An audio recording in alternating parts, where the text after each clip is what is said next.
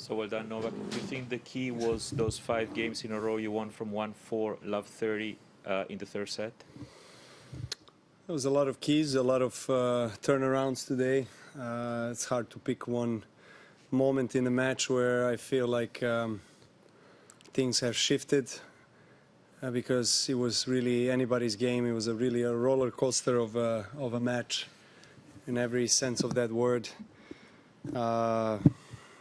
You know, I didn't start well. It took me time to really warm up and start to feel better in terms of movement, rotation, in terms of hitting. Towards the end of the first, I start to feel better on the court, and then I also played better. And it was just a tough match. I mean, I feel really exhausted. It was a great battle. We took each other, pushed each other to the limit, and kind of walking into this match today, I knew that that's going to be probably the toughest match I had so far in the tournament. And it was like that until the last serve. It was really anybody's game. We'll take 2 or 3 questions in the room. Matt?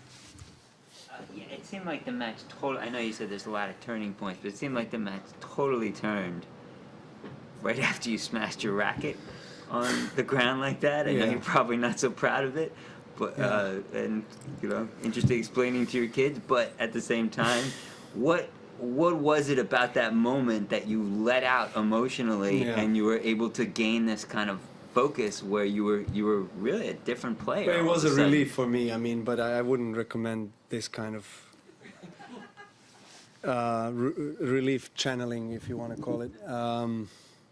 Of course, I'm not proud of this kind of moments. You know, when I break the racket. Of course, I'm not proud of that. But you go through a lot of different emotions. You go through a lot of inner battle, and everyone is different. I have my own demons that I have to fight with, and I'm sure that everybody else has them too. Everyone has their own way of dealing with that. To me, it happens, and then today it actually helped, even though I don't intentionally do it in order for it to help me, but it's just a accumulation of things that happen, and you know, big moments and some shots that were missed, and I just kind of let it go. Poor racket. Karen? I was super interested in what you said on the court about injuries, because it seems like the players that go deeper into the tournament are the ones that are more susceptible now, coming up lame. And do you think there is definitely a correlation between what you all have been through and what we're seeing day after day? Well, what we are seeing is not normal. It's not something we're used to. Top players are the ones that are fittest. It has been proven in the past that that's the case. And now you have, you know, Berrettini, even Rafa coming in with a you know, back injury. Myself, Sasha as well struggled.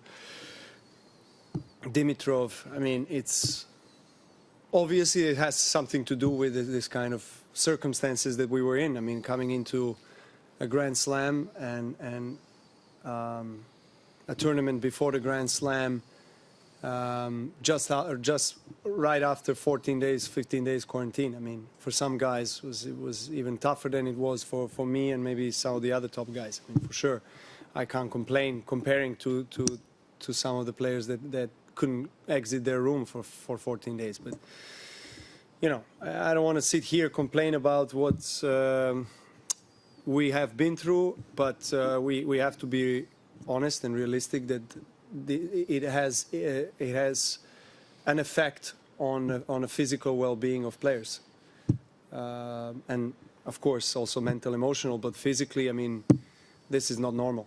So yeah, I mean, it is what it is at the moment. We are hoping that it's temporary, but talking to a lot of players, majority of the players just don't want to go ahead with the season if we are going to have to quarantine most of the tournaments. So this is something that should be discussed, like as of now. I think council. So I spoke to some of the council members, and they're saying that they have extensive discussions about that with ATP management. I'm waiting for some answers. I want to understand how our continuation of the season post Australia is going to look like, because this definitely is not good for players in terms of their well-being. Yeah, I mean, Grand Slam is a Grand Slam. If you want to talk about financial aspects, obviously here we're getting the prize money that we're usually getting. So obviously I think that's one of the biggest reasons why a lot of players just came and said, okay, we'll accept 14 days quarantine. But that's not going to be the case on the ATP events, especially 250, 500. It's huge prize money reduction. So for the lower ranked players, I've heard a lot of complaints. Challenger players, a lot of complaints. Yeah, I'm not pointing fingers at anybody. It's just, I'm speaking what is going on, speaking the truth, and speaking the reality, and we have to talk about it. We have to find a way, whether it's something like an NBA bubble, because I heard some players talk about that, and I don't mind to discuss about that kind of idea. Select one place, and we play all the tournaments on that surface in that place. 3-4 weeks in, 3-4 weeks, 2-3 weeks rest, and then back again. Something like that. I don't know, on the top level. But we just have to discuss options, because I don't know if, honestly, if this is going to work.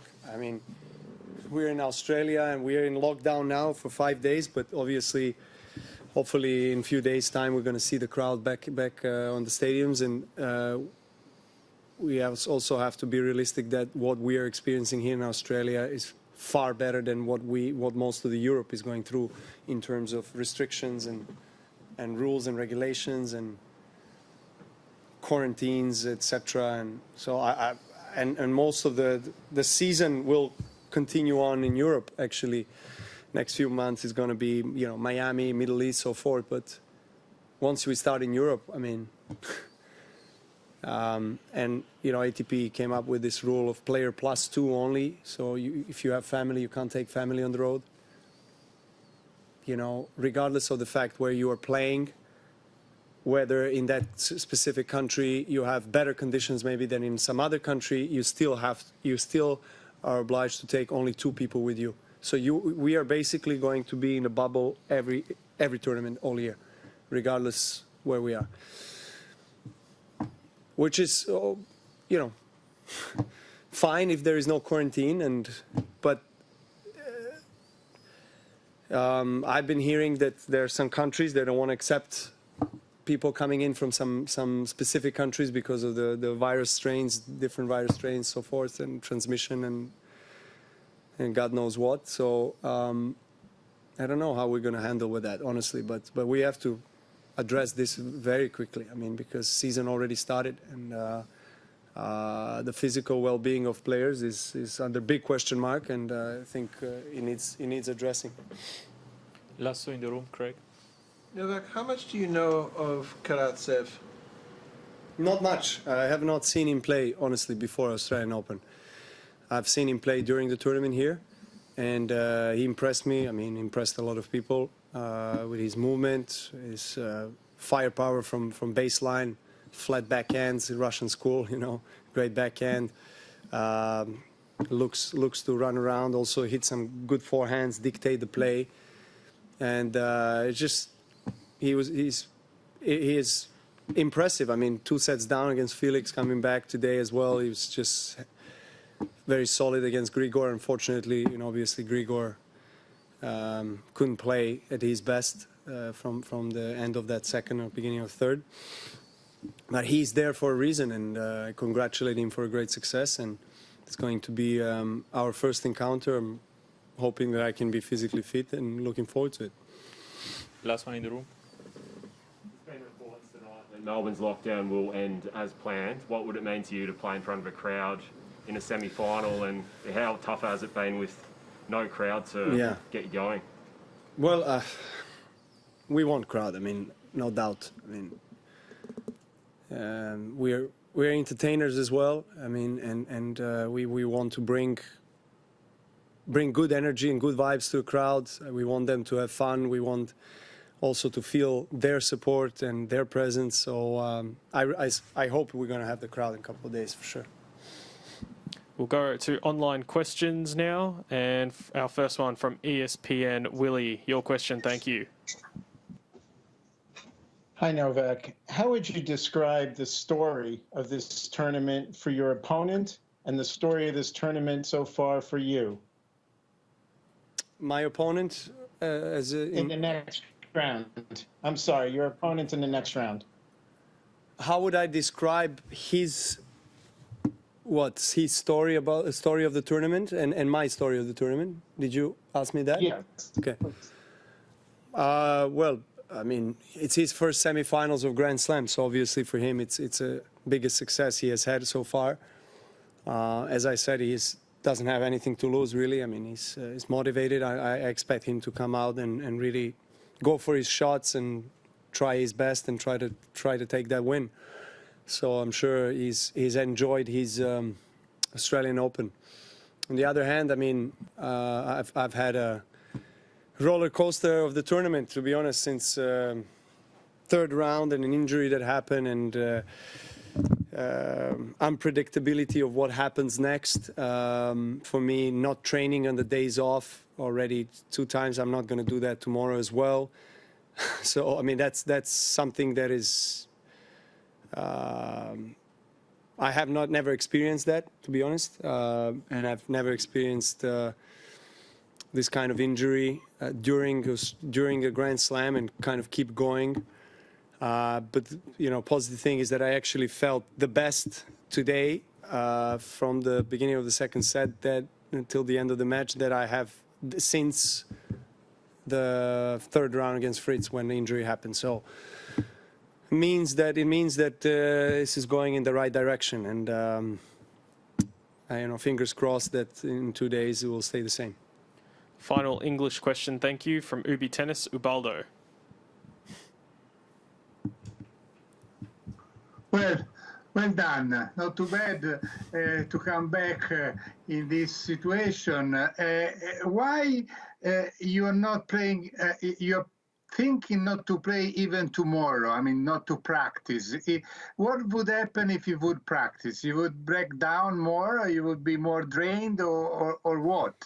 Well, since now you're getting better, you think you're getting better. Yes, but I want to, you know, keep going with this kind of routine, I guess, and you know, strategy of not training in the days off, because I don't feel like I need to practice in terms of getting, you know, a half an hour or an hour on the court, because I need to work on something. I had enough tennis, you know, played in the last couple of months and had a lot of match play. So right now the priority is recovery. So the more time I have to recover and not exert too much energy and not make any quick moves, and you know, the better it is for me. So that's the reason why I'm not training tomorrow.